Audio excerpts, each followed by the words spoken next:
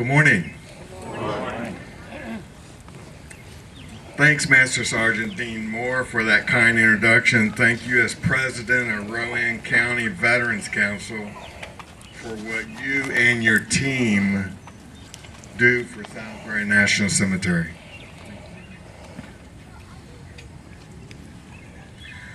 Director Vaughn, thank you. Mayor Higgins, thank you for coming. Keynote speaker, Captain Ronnie Smith. There he is, okay. Families and friends of those we remember today. Most importantly, American veterans. Distinguished guests, ladies, gentlemen, and our special guests, Rejoice Choir. Thank you for coming.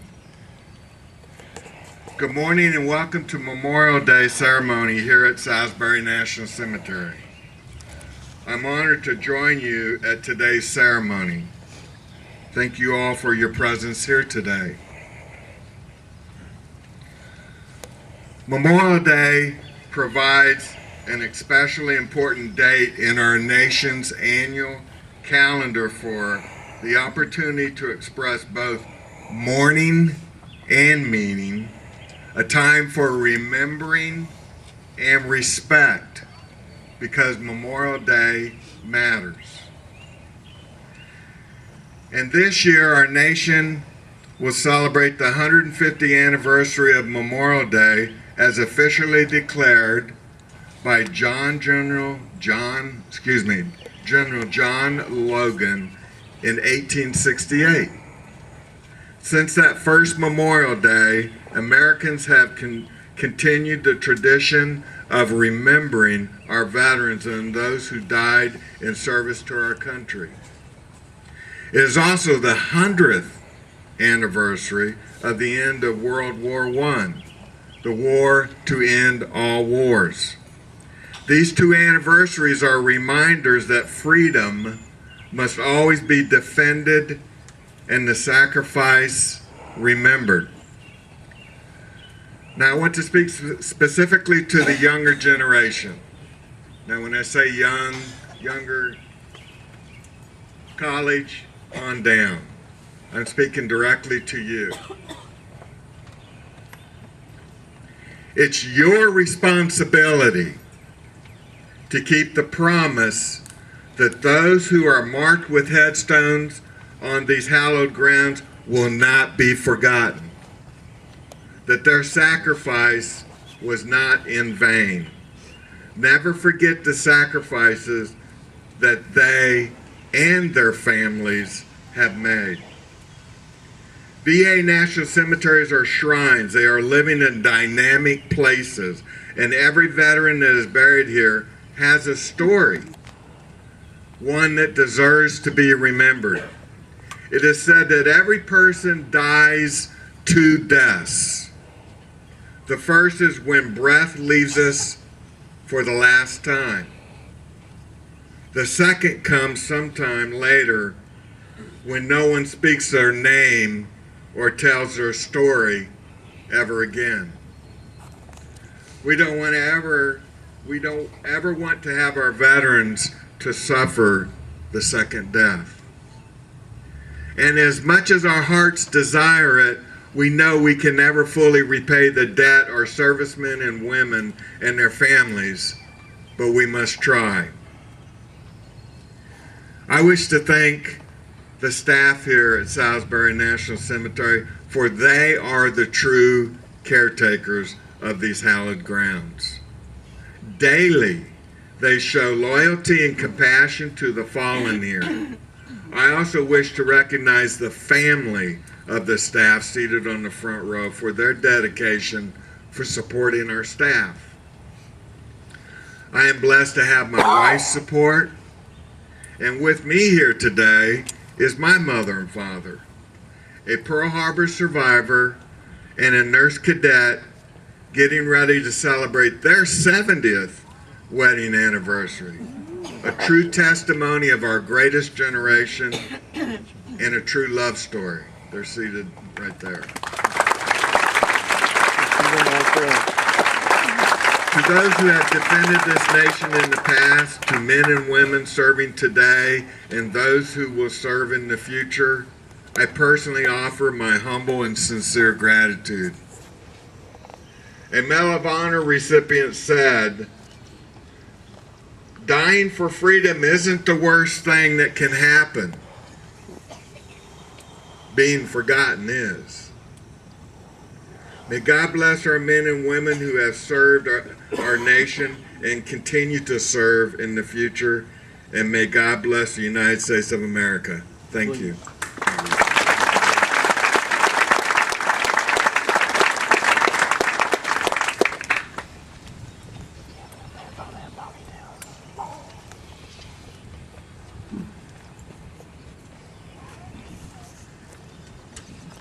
I forgot something a while ago. Do we have any Gold Star families out here today? Would you stand if you're a Gold Star family? Any Gold Star families anywhere?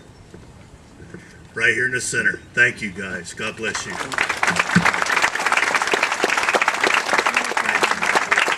right, we're also honored today to have Director of the VA Salisbury Hospital. Okay, Joseph Vaughn. Would you please come up, sir?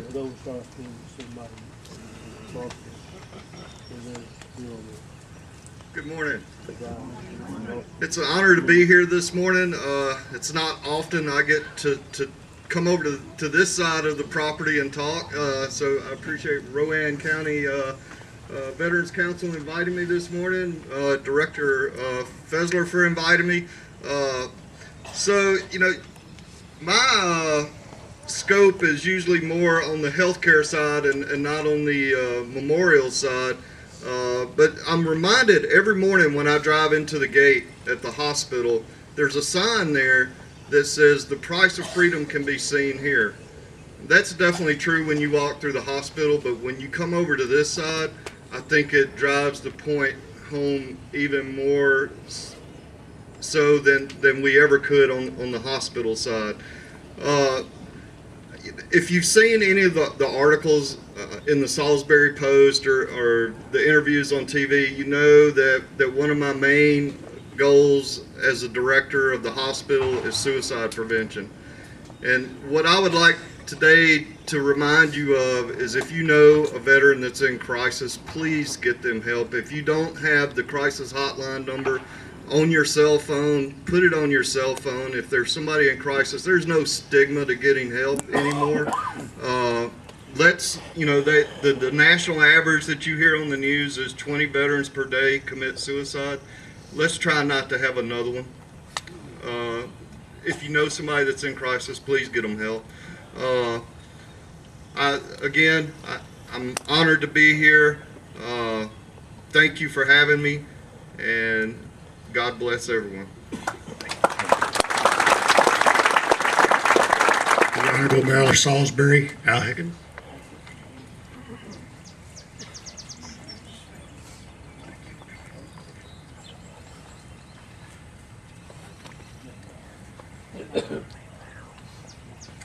Good morning, everyone. It is certainly an honor to stand before you this morning to give you the proclamation on behalf of the city of Salisbury and our city council. As a veteran myself, and as a woman who is married to a veteran who served in the Marine Corps, I come from a military family, and I want you to know that. I have a brother who served in Vietnam who received a Purple Heart, another brother who is a retired Navy chief, and we proudly support our son, Woodrow, who is right now serving in Bahrain in the Navy. So we understand what it's like to be dedicated to your country and to serve your country, and we're so proud and happy to have done that and to still be doing that. I just like to recognize that Gold Star family again, because when we talk about the price of freedom, you have certainly paid the price for freedom in giving up your loved one in service to our country. And again, we thank our Gold Star families, and I want us to stand and please recognize that Gold Star family again. We're going to ask you to please stand and recognize that Gold Star family.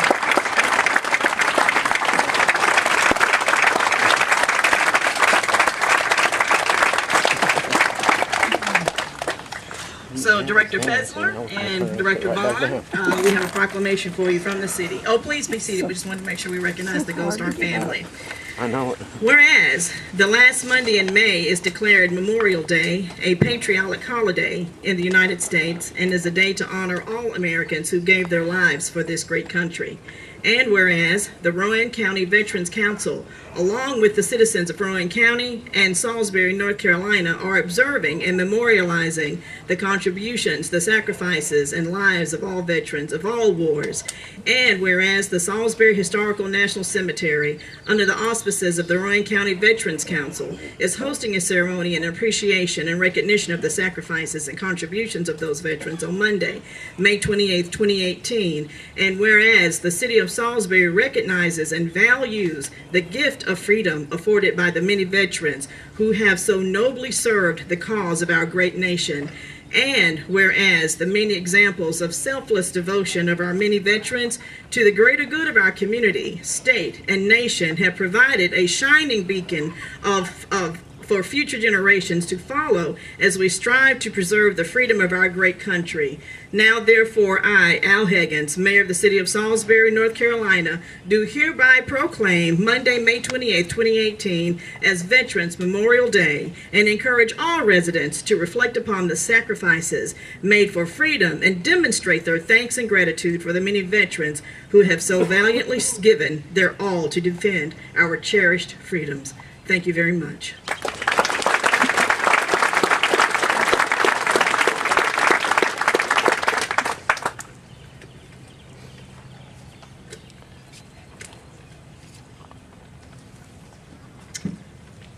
Okay, now it's my honor to introduce our keynote speaker. His name is Ronnie Smith, and he's a native of Salisbury here in Rowan County. He is a graduate of University of North Carolina at Chapel Hill, where he served as the commander of the Air Force ROTC and was named the Distinguished Military Graduate. He was commissioned as an officer in the United States Air Force, completed pilot training, and was privileged to serve in the combat and command post in the Tactical and Military Aircraft Command. Okay, he served in Vietnam from '69 through 1973 as a forward air controller and command pilot. His combat missions earned him 9 air medals and the Distinguished Flying Cross, the Vietnamese Cross of Gallantry, and the Vietnam Service Medal. He is currently active in the Vietnam Veterans of America, the American Legion, the Veterans of Foreign Wars, and the Military Officers Association, and is leading the efforts to establish a new Rowan County Veterans Memorial Park down there. He's putting the plaques up down there for that. Ronnie, would you come up, please?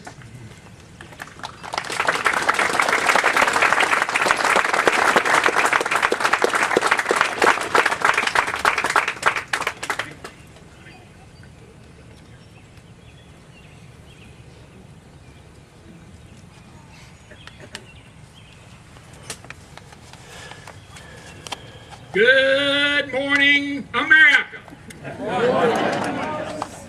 My name is Ronnie Smith. I am proud as I can be to have been asked to participate today in this 2018 Memorial Day ceremony.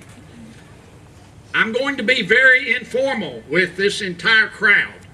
I do not have a formal speech, and I'm going to even invite our young people, and a couple of them have even taken the advice, if you want to sit down, ladies and gentlemen, on the sidewalk or wherever it's more comfortable, please feel free to do so. They've asked me to be the keynote speaker, and in a minute I've got some really good news and some not so good news. So I may be here for a few minutes, but please relax, make yourself at home.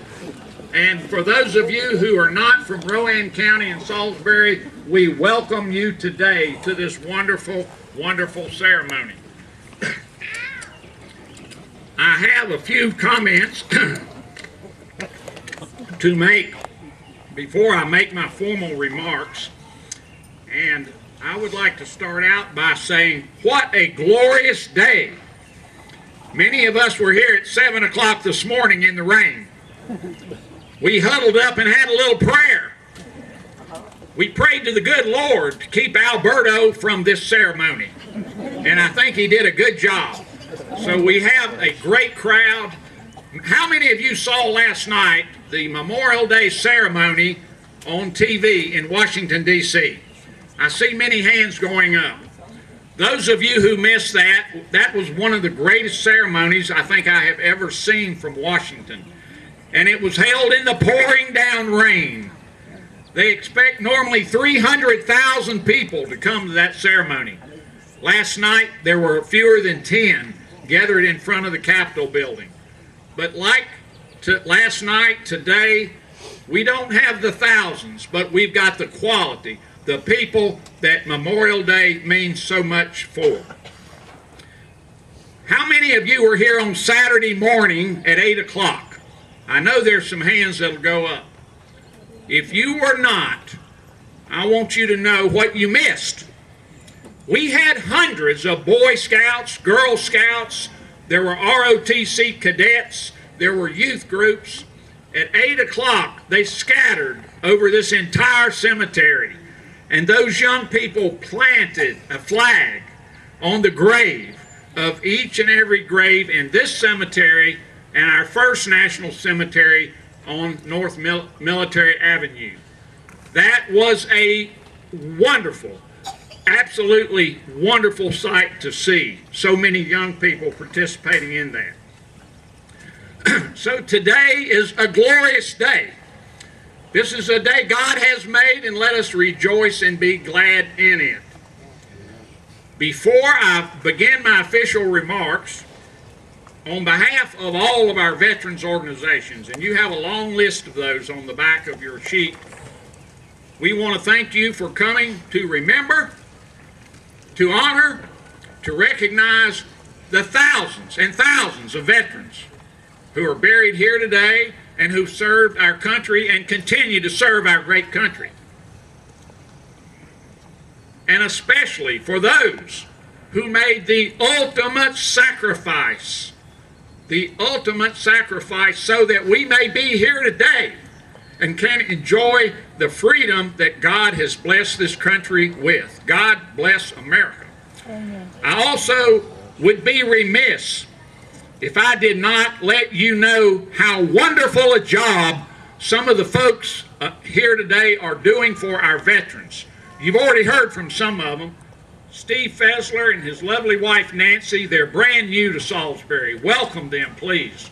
Joe Vaughn, our new director of the VA, let's give him that Rowan County welcome. Harry Warren and Carl Ford, I don't think they've ever missed one of these ceremonies, and they do so much for us. Our Mayor, Al Higgins, is the captain in the Army. Her husband is a veteran.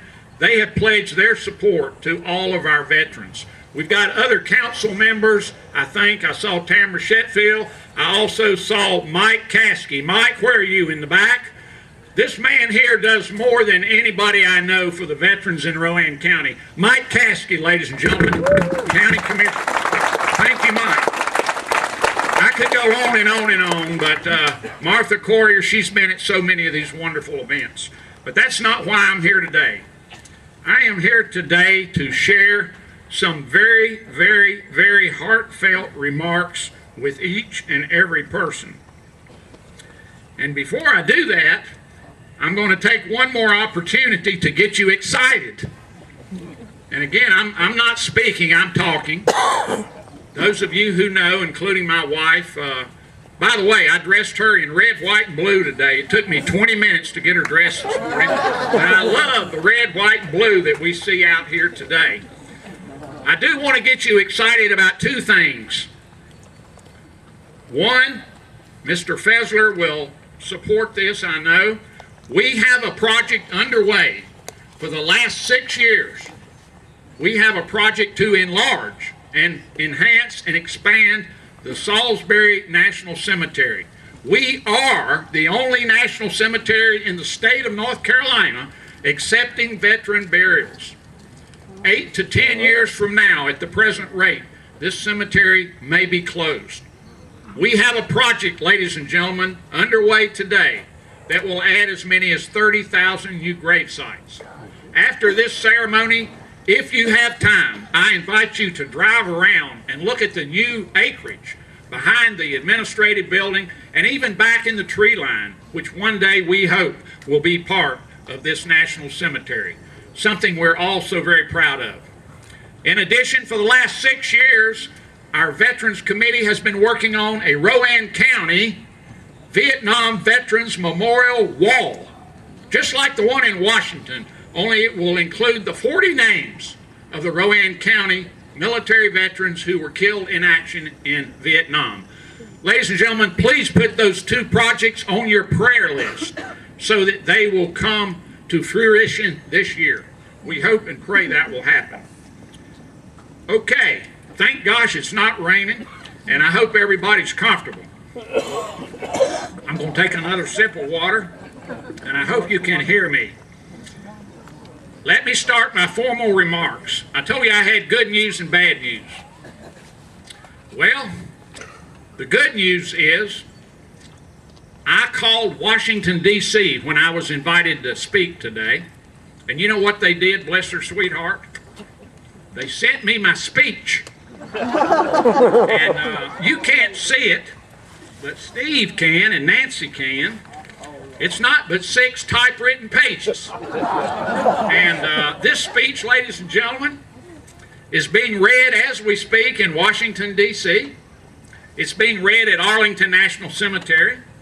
It's being read at the foot of the Vietnam Wall in Washington. And it is being read at many national cemeteries throughout the United States. However, it's a speech. And we've already heard some of these wonderful, wonderful remarks from our director of the National Cemetery and our director of the VA. So I've got the good news. You know what that good news is? I'm not going to read that speech. I'm going to put it in my pocket. Now, you may not think that's good news because I do want to talk to you, and I want to share a Vietnam War story with you that I hope will mean as much to you as it means to me. And with that introduction, I'm going to ask a question, and I want your participation.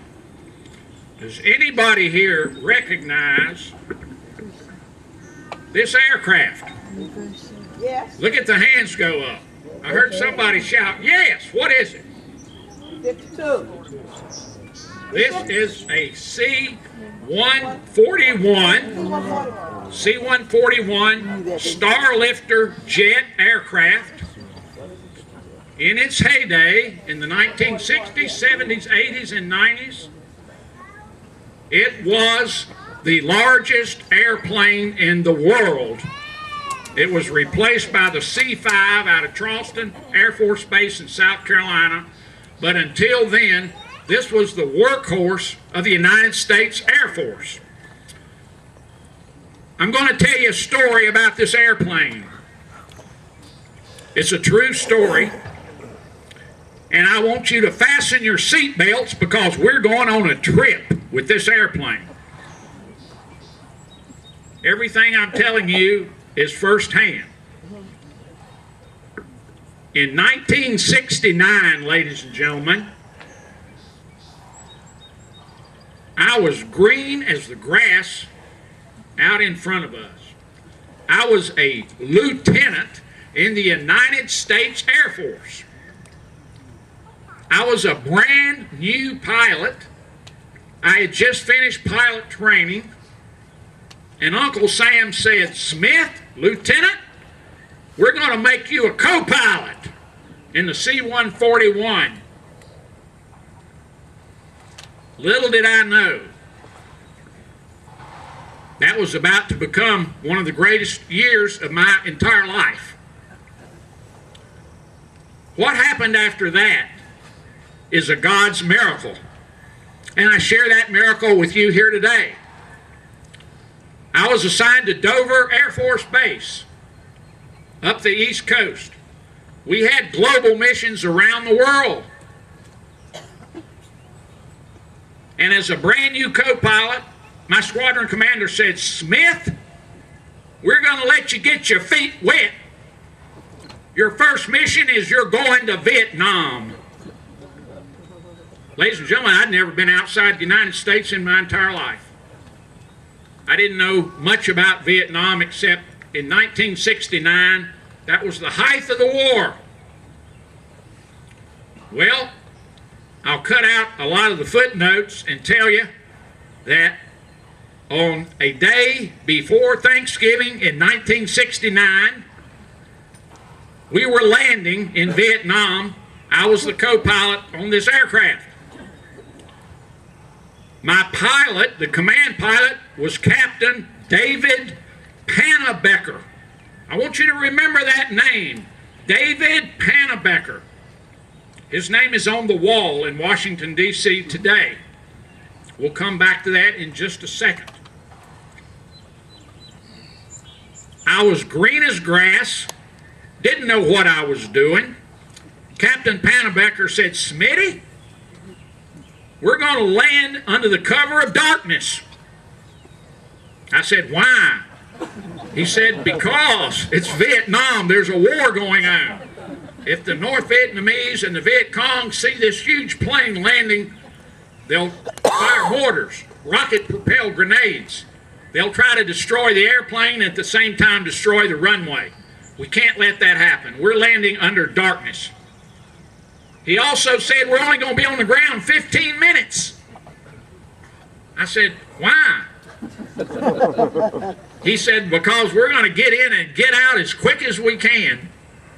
And we're going to offload our military supplies, our medical equipment, our electronic equipment, that equipment that was so essential to the war." Well, sure enough, 15 minutes later, he said, "We're almost ready to go. We're loading our cargo." I said, "What cargo?" He said, "Smitty, go back there and check it out for yourself."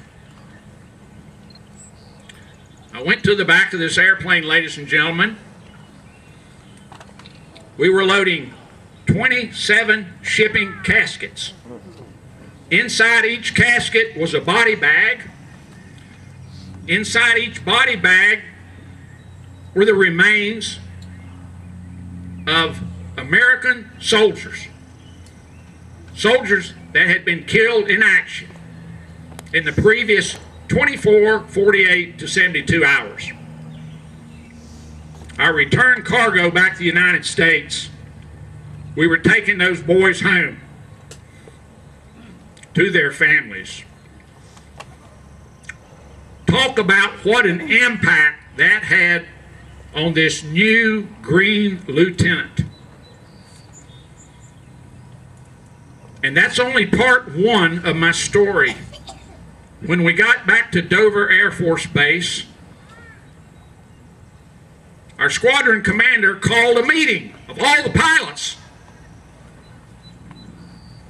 He said, "We've got a problem. Christmas is going to be in 4 weeks.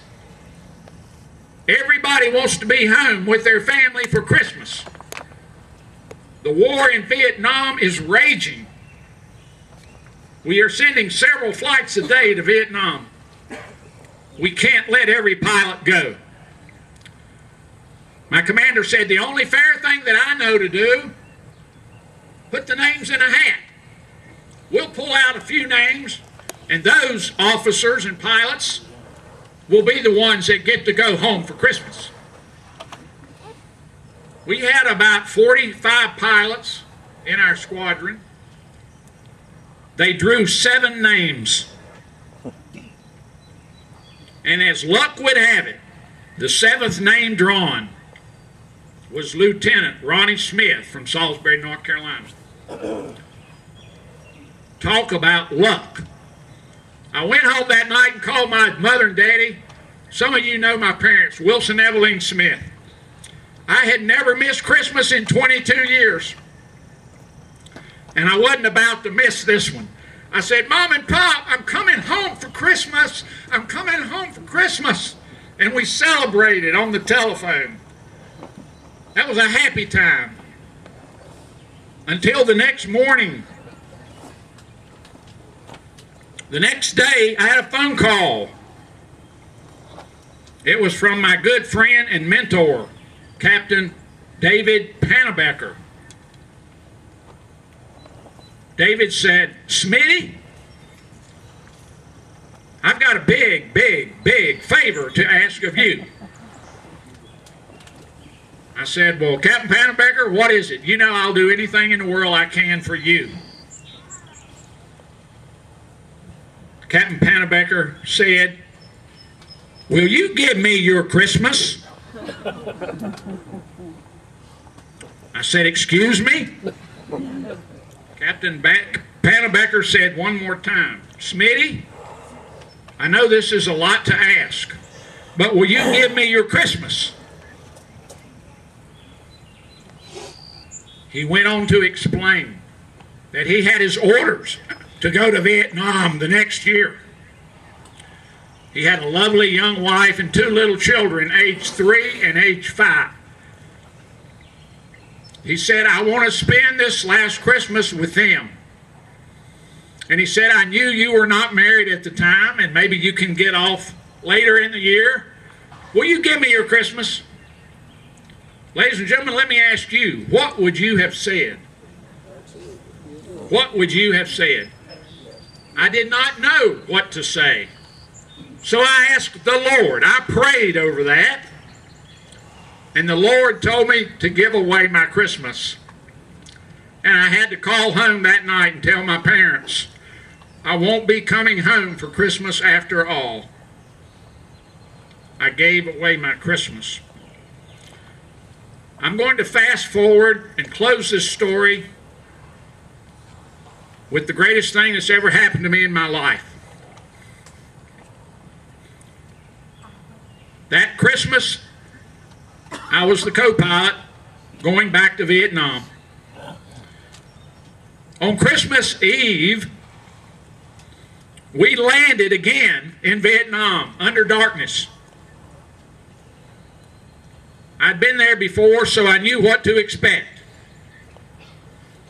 I knew we would only be on the ground 15 minutes. But when we got our flight mission back home, we were told, you'll be on the ground at least 1 hour. Why? We're equipping your C-141 for a medical evacuation flight back to the United States. Near the end of that hour, from the cockpit, we watched as they loaded stretchers, medical equipment, a team of doctors and a team of nurses on our airplane. And then the Red Cross buses pulled up, and several Jeeps and several ambulances. And 40, ladies and gentlemen, 40 seriously wounded GIs were placed on our airplane. We took off from Vietnam on Christmas Eve, 1969. Our first leg was to Japan. We landed at Yokota Air Force Base right outside Tokyo. It was still Christmas Eve. Because many of these GIs had never even seen a hospital, we offloaded our passengers, our patients, and we were required to refuel and be on the ground at least 8 to 10 hours. The next morning, Christmas Day, we woke up and celebrated Christmas. We celebrated Christmas in Japan.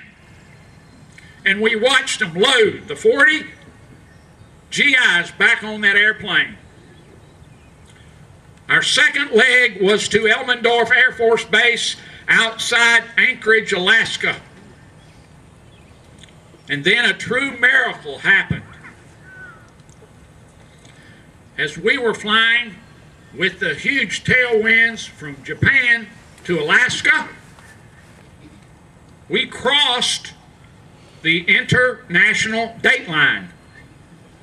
That's the imaginary line that divides the eastern and the western hemisphere. And for those of you who do not know about the international dateline, it's kind of like daylight savings. If you're flying easterly, you gain a day.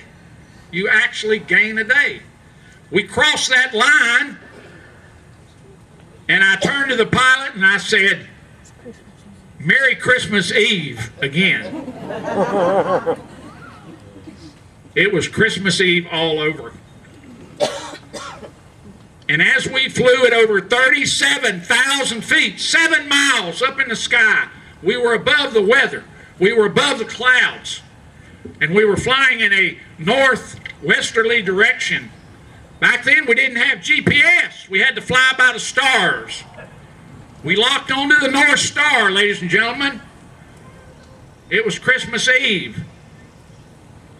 I could not help but think, maybe that was the Star of Bethlehem that brought the wise men to baby Jesus. And at 37,000 feet, the most peaceful feeling in the world came over that airplane.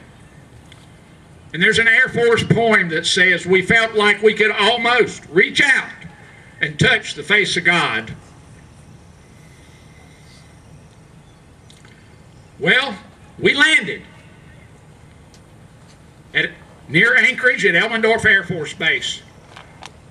And if you know anything about the winters in Alaska, it's dark most of the time.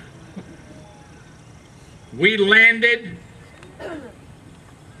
and taxied to the terminal in my first white Christmas. It was snowing. I had never had a white Christmas in my life. As we taxied to the terminal, we looked up and here came a military jeep to meet our aircraft. And when he got to the aircraft, we were there only to refuel, ladies and gentlemen. Guess who popped out of the jeep? Santa Claus. Of course, it was a GI with a couple of pillows dressed in a red suit. But it was Santa Claus. He climbed aboard our airplane with a big pack over his back. And he went up and down the aisle. And for every one of those wounded GIs, he gave them a piece of candy or a piece of fruit. And he said, "Welcome home, boys. Welcome home."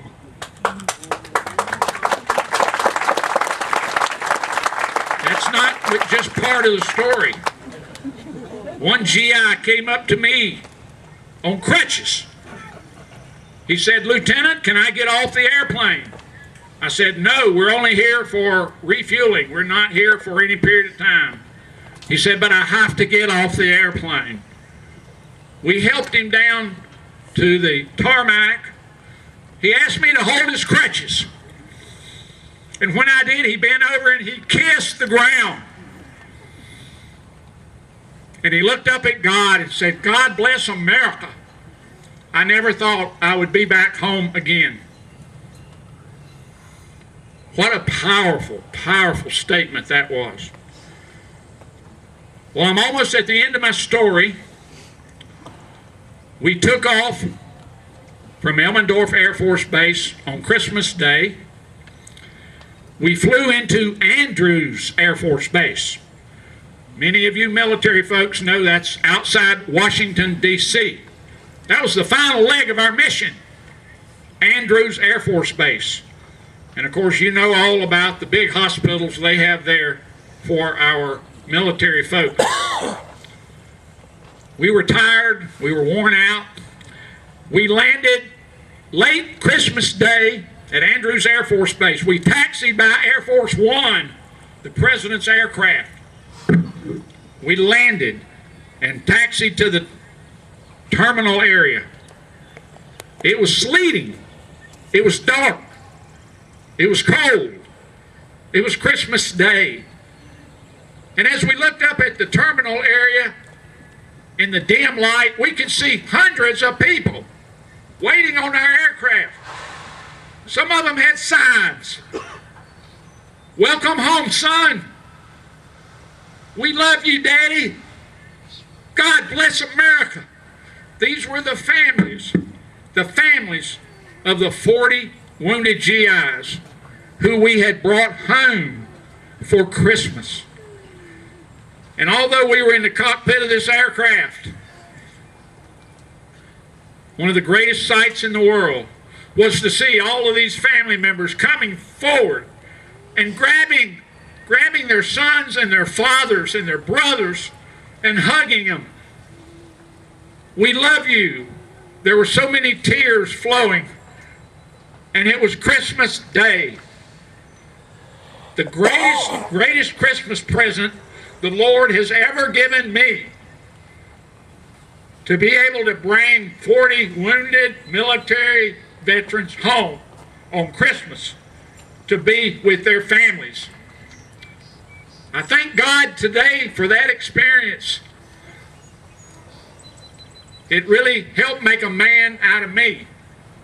And as I look back today to that Christmas in 1969, yes, I gave up my Christmas. I gave it up. The Lord told me to give it away. But He gave me so much more in return. I didn't have a Christmas Eve. I had 2 Christmas Eves. I didn't have a Christmas. I had 2 Christmases. I spent the holidays in 3 different countries. At 37,000 feet on Christmas Eve, I was as close to God in heaven as I'll ever be in my entire life. I had my first white Christmas in Alaska. And the greatest thing was seeing the love on the faces of all those families whose sons and husbands and fathers and brothers and sisters received their families together on Christmas Day 1969. Ladies and gentlemen, I share that story with you today. It's a true story. That was the greatest Christmas I've ever had in my life. I'll never forget it. It'll be the greatest Christmas I will ever have in my life.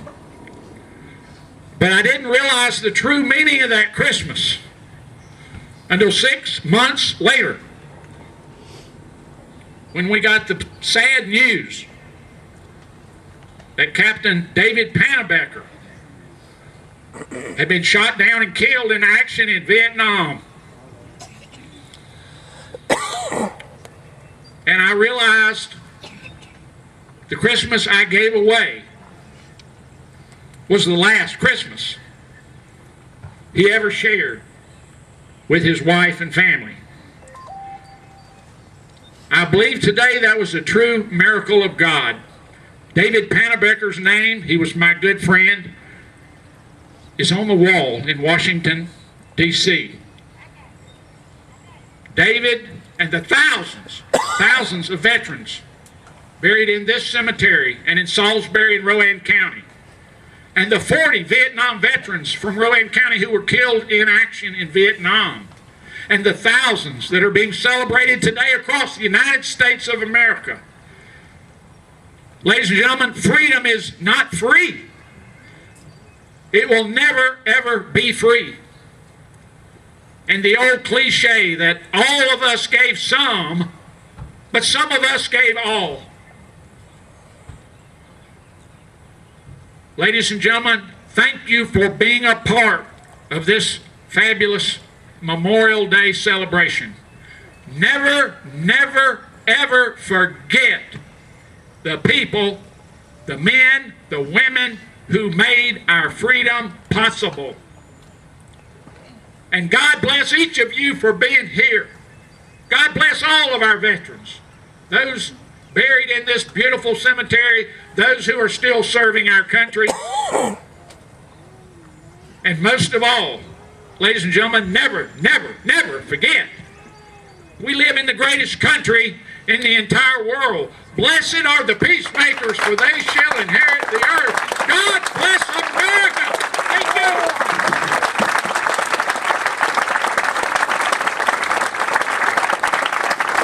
I want to say one thing that he didn't say.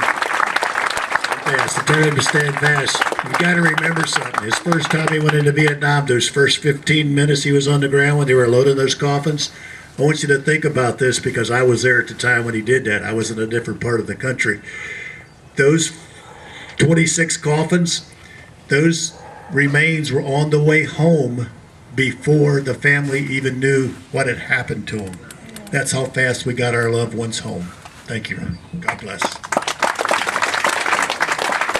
Okay, we're going to have a patriotic song before we lay our wreaths.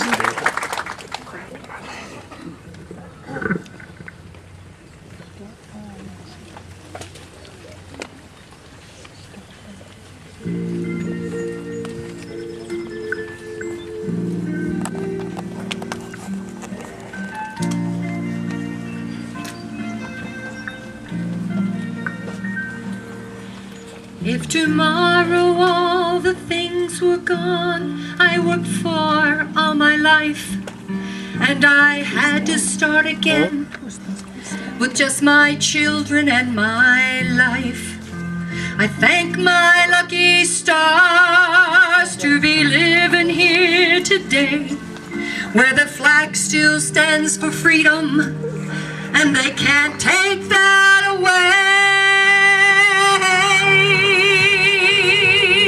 And I'm proud to be an American, where at least I know I'm free. And I won't forget the ones who died, who gave that right to me. And I'll gladly stand up next to you and defend her still today. 'Cause there ain't no doubt I love this land. God bless the USA.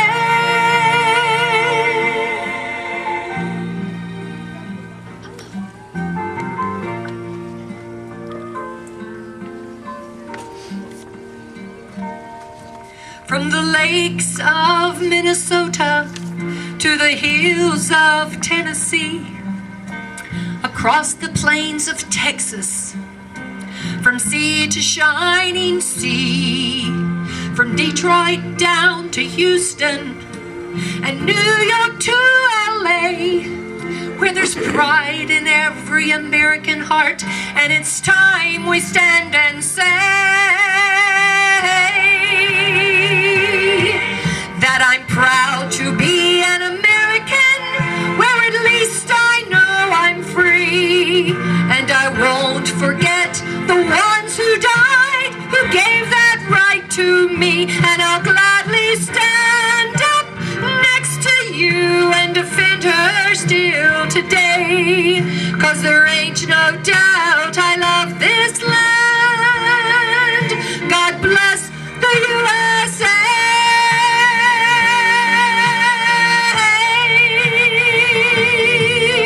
And I'm proud to be an American, where at least I know I'm free.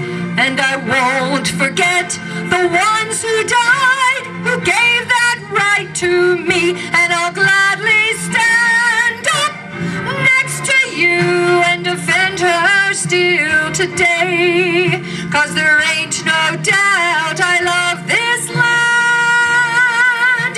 God bless the USA.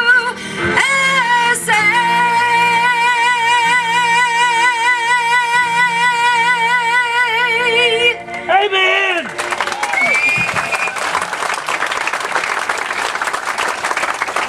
You would please remain standing for the next little bit, because we have a lot of things we're going to do. We're going to do our wreaths now. We're going to post our wreaths. Charlie Quinn and Lewis Reed, please post the wreaths.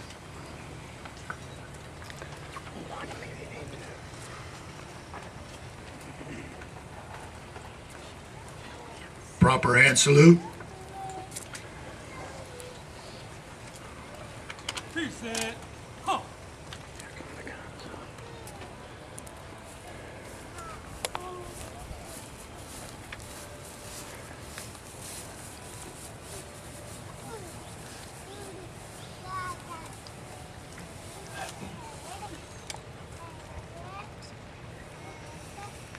Okay, there'll be a volley of fire now.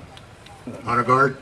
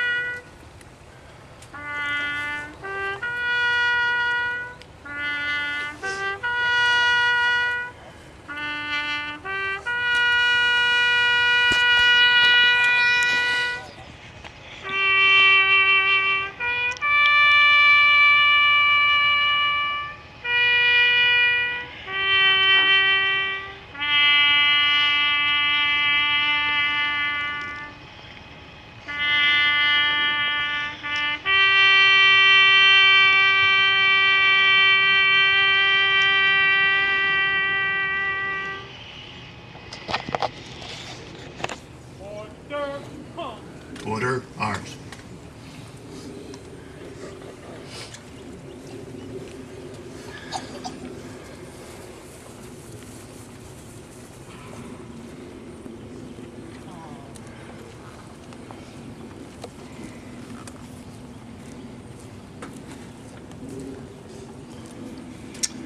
Okay, we're going to have some quick closing remarks. I had a list long, but I'm not going to say that many. Many thanks to our director in the cemetery. Many thanks to everyone. Okay, you want to retrieve the colors, please. Thank the Red Cross also for being here. Thank you. Red Cross, thank you. Retrieve the colors.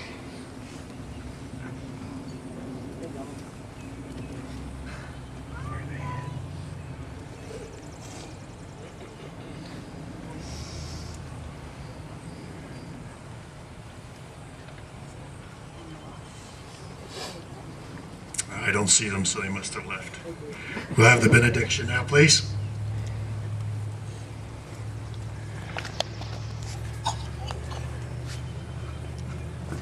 Hats, please.